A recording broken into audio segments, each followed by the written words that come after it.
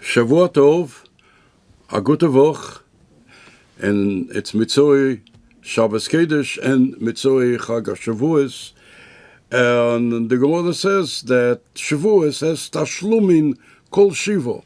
There are 7 days that we can fulfill concerning Shavuos. And the obvious question is, Bizman Shebeis HaMikdash Hoyo Kayom, when we were in the times of the Beis HaMikdash, we had 7 days to bring the korban. What happens today? Unfortunately, we're still in Golus. Not for long, but we're still in Golus now.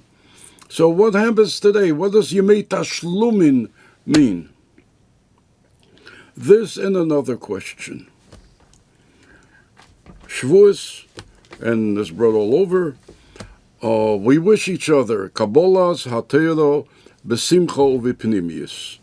To receive the Torah, Besimcha means with joy, or Uvipnimius with inner feeling. Someone is going to come and ask a question. Maybe a Jew from Chachmi Lizhanke, a little bit of a tough Jew, and this happens. And he's going to say, Kabbalah's Hatera, did I hear you right? You're going to be Mekabel the Torah? Weren't we Mekabel the Torah in the year 2448? And now he becomes a big maven on Jewish history. He knows that it was in the year 2448, 3,335 years ago. So what does Kabbalah's HaTorah mean today? Kabbalah's HaTorah, we took the Torah in the desert. So what are we saying Kabbalah's HaTorah? We will return to that in a moment. But first, our customary story, coming from the Siyum Rambam Hoyolomi. And I must tell you, I was more than impressed with a Jew who is not a Lubavitcher, who tells the story in great detail, that he wasn't well, and he was in the hospital, and he saw a younger man learning with his Slavis. I asked him what he's doing. He's learning the Rambam. He took upon himself to learn the Rambam.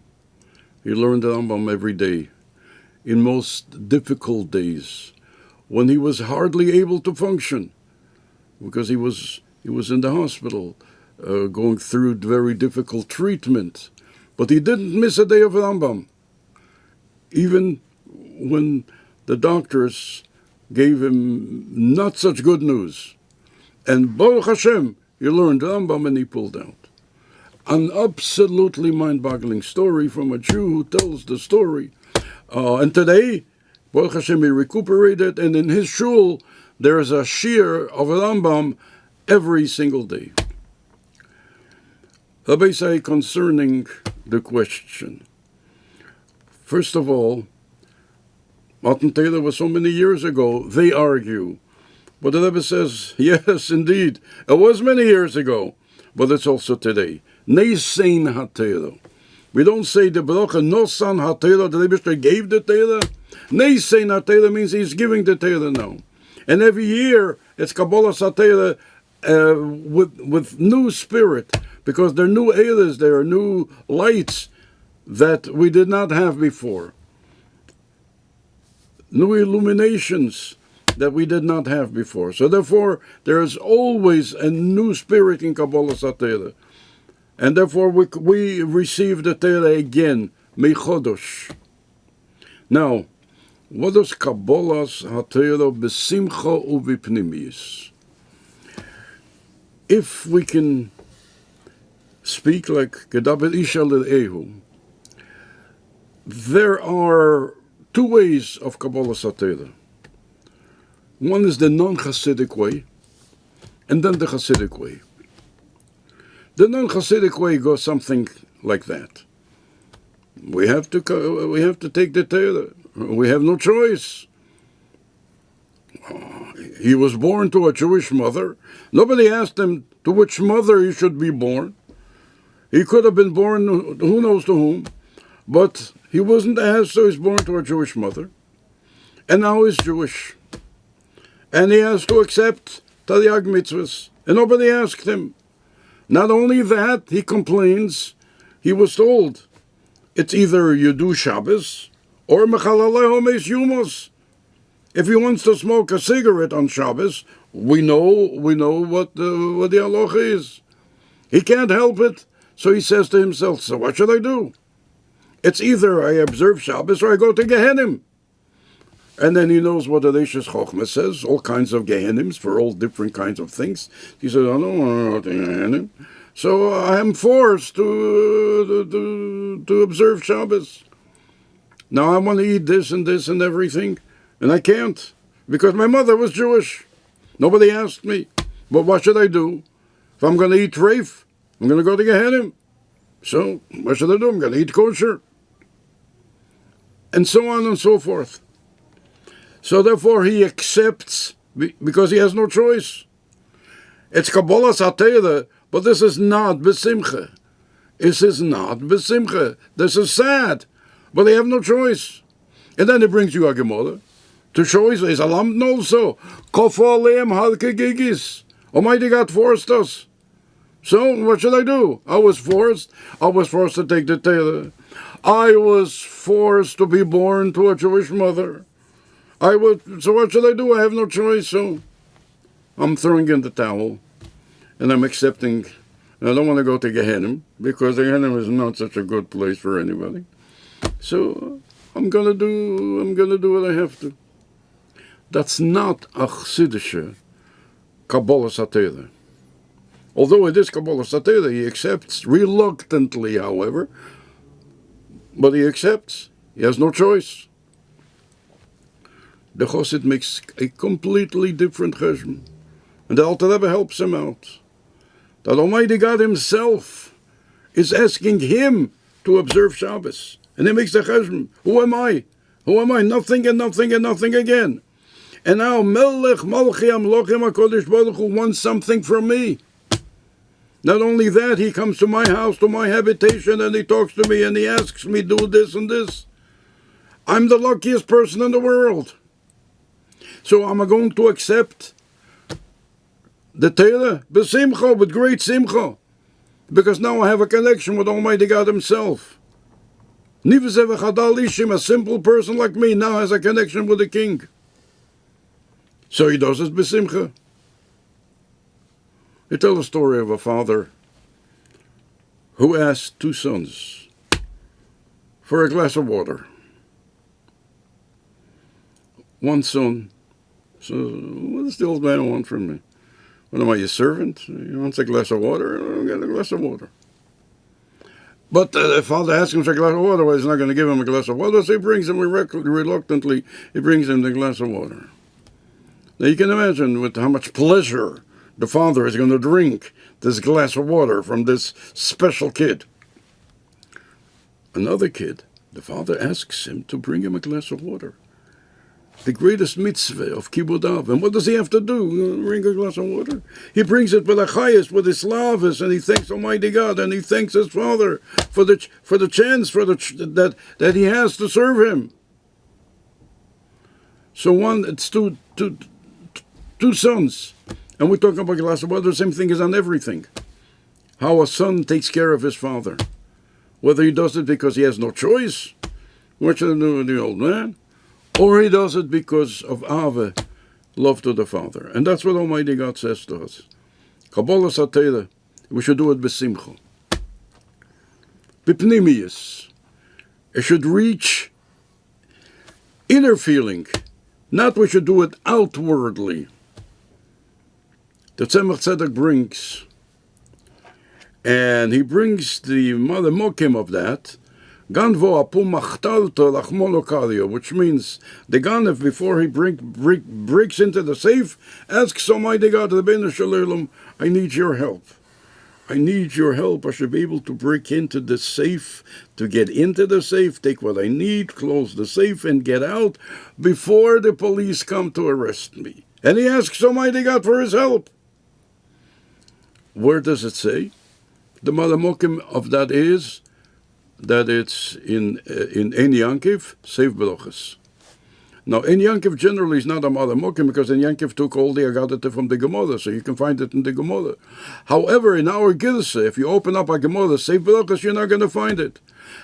However, in the Gilsa of in Yankiv, that's where it says, Ganvo apu machtalto lachmonakalya. That the Ganef, before when he breaks into the safe, asks Almighty God for help. And the question is, if he believes in God, so now he's asking the Mebishn that you should help him to do something that's against the will. Moreover, if he believed in God, then God does everything, so he could have asked God, you should give him a nicer parnosa than to have to break into safes and hope that the police is not going to come on time and catch him red-handed and put him into jail. However, so one can argue he's not really a believer. But he is believing. He's asking Rachmonokal. He's asking for God's help. Because the Emuno says in Chassidus, the Tzemach Tzedek explains it, and all the Rebbe says it's b'derech makif. It's outwardly. It doesn't permeate his being. Kabbalah satera b'simcha u'b'pnimius. Nevertheless, there is a question that we are forced. We weren't asked. There's a very interesting letter of the Rebbe, an answer that I saw not long ago. And maybe I don't remember exactly all the details, but the idea, the general idea was that someone asked the Rebbe, a shliach, I believe, that he has to speak for inmates. And what's the message? So in general terms, the Rebbe says that you see, not inmates, army people, people in the army. What's the message? So the Rebbe says to him that you see something in the army, the way an army works, is that there's a command. When there's a command, then the command has to be followed. And there's going to be a smart officer who is going to say, wait a minute, the command came from the general. The general sits in headquarters. I'm on the spot. I see better than him. And in general, I'm much smarter than this general. I don't know how he became a general. Well, that's not my business. I understand things much better. So I'm going to do things my way. There is no such way in the army. That person is going to get court-martialed and go straight to jail. In the army, you have to listen to the commandment, to the commander, and there are different ranks. Now, even on the outside chance or the inside chance, whichever you want, that the commander who made this commandment made a mistake. But there's one rule in the army: you have to listen. And there's no way to say, well, this is his opinion, thank you very much, sir, for your opinion, but I have a different opinion, and I'm on the spot, I'm going to do what I think is right. That is not how an army works. Any army. In Israel, yesh pekudah. Now, you can think that pekudah is so holy, it came l'meisha Sinai from Moshe Rabbeinu himself. It didn't come from Moshe Rabbeinu, it came from the Mefaked. But the Mefaked, when he gives him a pekudah, it's not a question when he says to the person who is under him that I'm suggesting you should do this and think about it. The pekudah is a commandment and you have to do it 100%. And otherwise you can go to jail, you can get court-martialed. It's the same idea with Yiddishkeit. That we see that there is something that in order to secure a way of life for everyone, this is the method. Moreover, the Rebbe says very clearly, the commander can make a mistake. As it indeed happened so many times. A commander of the army made a mistake. Not only the 5-star general made a mistake, the smaller generals, there are mistakes in the army. And people paid for their mistakes and many times with their lives. So mistakes happen. But here you're talking about a commander-in-chief that does not make any mistakes. You're talking about God himself. He doesn't make any mistakes. So whether you understand it or you do not understand it, you know that what he's telling you is right. even if for a moment you do not understand it. So therefore, when Jews said Naaseh v'nishmo, it's not necessarily like someone once says, I'm a pziza. They were a little frivolous. They were a little fast. They were hasty. They were not hasty. They were smart. Because something that comes from Almighty God, you know is right. So therefore you say, Naaseh v'nishmo. First we will do it, and then we'll find out the reasons. And that happens to be very, very strong and good logic. Because the commandment comes from God himself. And whether I do understand it or not understand it, that's not the issue. First thing I have to do it, and then I'm going to study, I will understand it. And if I don't study, and if I don't understand it, I should study more. It's always going to be my fault. And the Rebbe says that we see it in life, also in an army, where the right way of an army is that it has to be commandments. And you have to fulfill the commandments whether you understand them or not. You fulfill the commandment, then you want to study, you study. And there's also another moshel. Someone is not well, every Jew should be well. And the doctor prescribes a medication. Will come a Jew, again maybe from Chachmi Lijanke, is going to say, wait a minute, I'm not taking this medication. I have to find out how it works. If I will find out how this medication works, then I'll take it. And I'm not one of those that believes everything. I'm going to take the medication. Anyone will tell you, only a fool will do that. He didn't go to medical school, and he doesn't know how medicine works. And for him to say, I'm not going to take this medication until I understand, doesn't make any sense. Somebody's going to say to him, David, you're not well? First thing you take the medication. And you'll be better. Later, you want to study? You know what that is? Naaseh v'nishmo. Later, you want to study. Now, that's a medication that comes from a doctor.